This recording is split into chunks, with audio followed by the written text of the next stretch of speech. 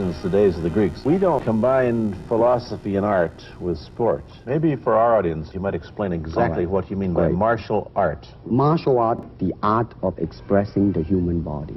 As a human being, how can I express myself totally and completely? I mean, you gotta put the whole hip into it and snap it. Natural instinct and control. You are to combine the two in harmony and make this into a weapon. Violence, man.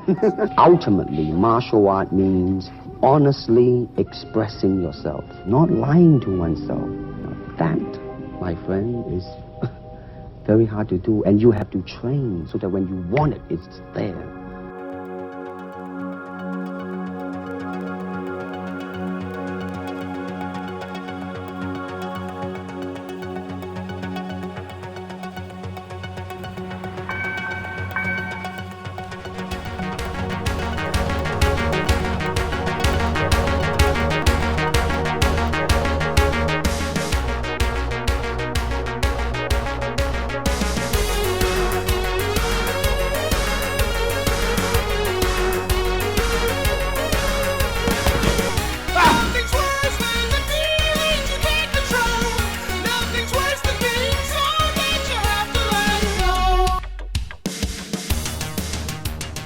Hold on. Jeff? Hello. I win you. This is AKA. It stands for American Kickboxing Academy. Are we on the news? You're on the news. Okay, I'll take care of that. No worries. Okay, take care. Bye. It was a racquetball club. So we had, all these were racquetball rooms, and the one, AKA, here we go. Jeff?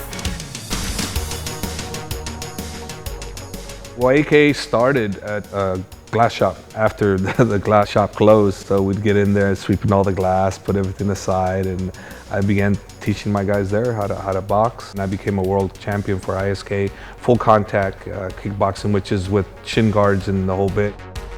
I met Javier in 1995 when he was training for his last fight. And so we subsequently had 2 children and been together ever since. He shows up, trains the fighters, and I'll take care of everything else. My wife, JOANNA, is actually the one that did all the work, so I just go, oh, okay, that looks good. She did all the floors, from all the pictures are up on all the walls, everything, all the designs. She's the mastermind behind putting this gym together. When we first took it over, the vision was turn this place into an MMA playland, if you will.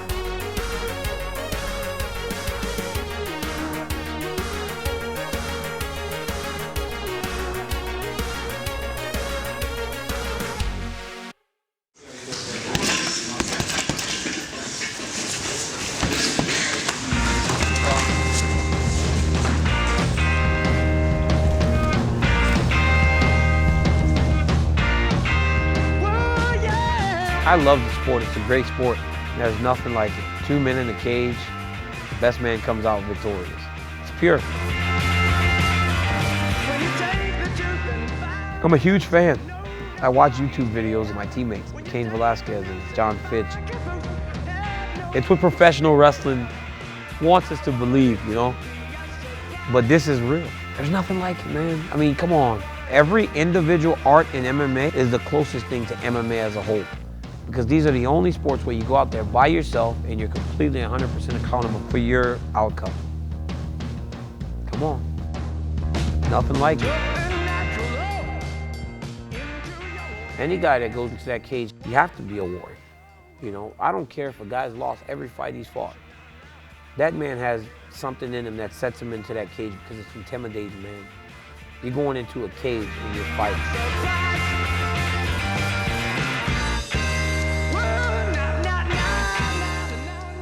Yeah, I got into martial arts because of the Karate Kid. True story. I wanted to do the blood sport. I wanted to do the Kumite. A lot of people our age have grown up watching martial arts movies and kung fu, and who didn't want to live blood sport? It kind of is like a bad 90s or 80s movie. Training montages, hard work. Yeah. And trust me, it's as hard as it. Okay, you're not watching me. Okay, what's gonna happen to you? If you miss, boom. Just turn it and just go, but just turn your body. Just go through with your body. Give it a look.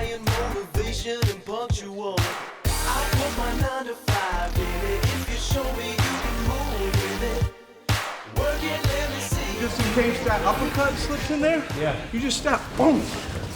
What Gray's talking about doing is he's throwing it at the same time, so he's using the momentum of getting out of the way to third punch. Yeah, so when I throw, boom, Crazy Bob Cook, he's the best corner guy in the business, in my opinion. I don't see anybody that's a better corner than Crazy Bob Cook. The UFC, they know that when Bob Cook says, hey, I got a kid ready for you, or myself, say I got somebody ready, they know that he's legit and he's ready to go.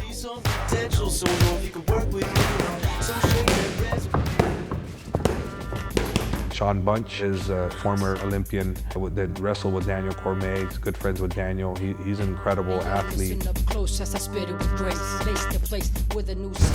Right after my final match, the Olympic trial, guys that I knew from wrestling, Daniel Cormier and King Mo Lawal, those two guys, they were living here, and they said, man, you want to get MMA and you want to be taken serious, this is the place you need to be, you know, one of the top gyms in the world. So basically that's why I came out here, just to achieve my goals, being a world champ in this sport.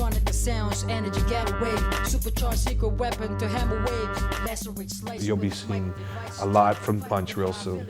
Ron Kessler is right there. He's like 1-2 fights away.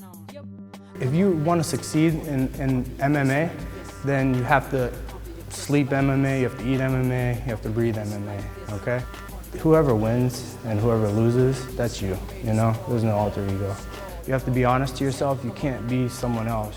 The guy that's training is me. I go to jiu-jitsu. I go and hit mitts and I work the pads and I work on my shadow boxing, so I'm not going to send someone else in the cage.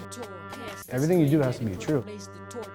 Hav and Bob, they basically took me off the street like a stray dog. They let me sleep in a gym probably the first 6 or 7 months I was here. You know, I wake up in the morning, take my daughter to daycare, and then I'm in the gym from 10 a.m. until I leave around 9:30 at night. So it's totally consumed my life. Me, I'm a striker. So I started with Sancho, it's Chinese kickboxing. I was a champion in my country, in France. There you go, beautiful. Like every fighter, you want to live from your art. That's why I came here. Right now, the MMA in France is not allowed yet. There's no money there, you know. It was pretty hard to start something from the bottom. Being somewhere, everybody is better than you, you know. I really believe I can be the best, so I had to show the world, you know. No one except God, no one can really stop me. To be the best, you gotta train with the best. I can watch Josh Thompson, Ken Velasquez, John Fitch, Daniel Cormier. When I see their wrestling, it's so beautiful that I admire them for this. I like Gray Maynard. I like his style a lot, you know. Maybe fit me down. 1, 2, 3. You want to do 3 every time? My dream fight, probably a politician or something. They'd be pretty good to fight. I don't know, just whoever. I like to fight everybody and get paid for it.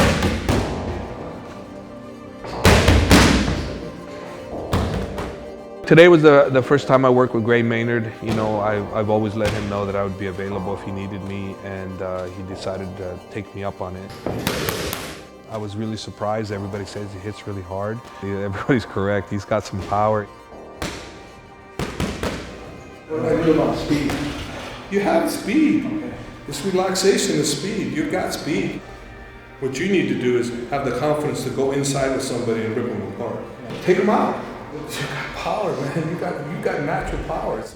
One of the things that I do that I think is very important with my fighters is I get them to believe in themselves and believe in me, and again to feel for you, you know, where you're together, you know, and I think that's an art in itself. If I got your kind of power, dude, I want to work inside here. I want to whack, and grab you and do whatever I got to do. You know, all fighters that tell you, oh yeah, it was all cool, but then, you know, they'll never work with you again. So I'm prepared for that too. I'll do whatever it takes not to lose.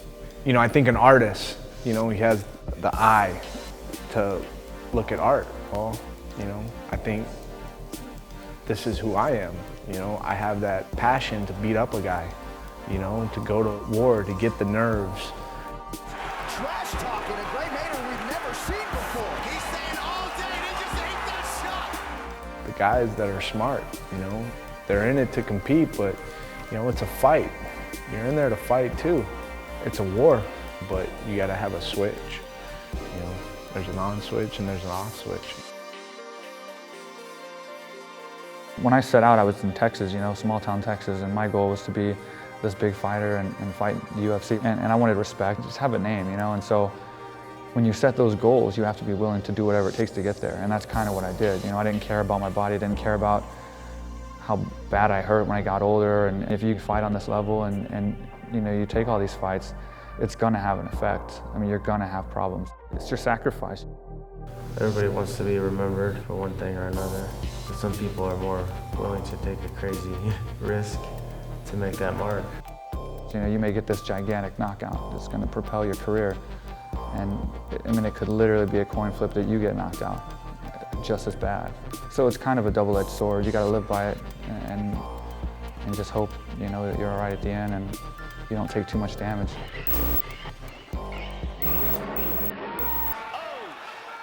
There is some fighters that are born entertainers and they're thinking more about entertaining. And for a promoter, he's a dream. Win or lose, you know, you give the fans what they want, that the promoter's happy because he puts asses in the seats.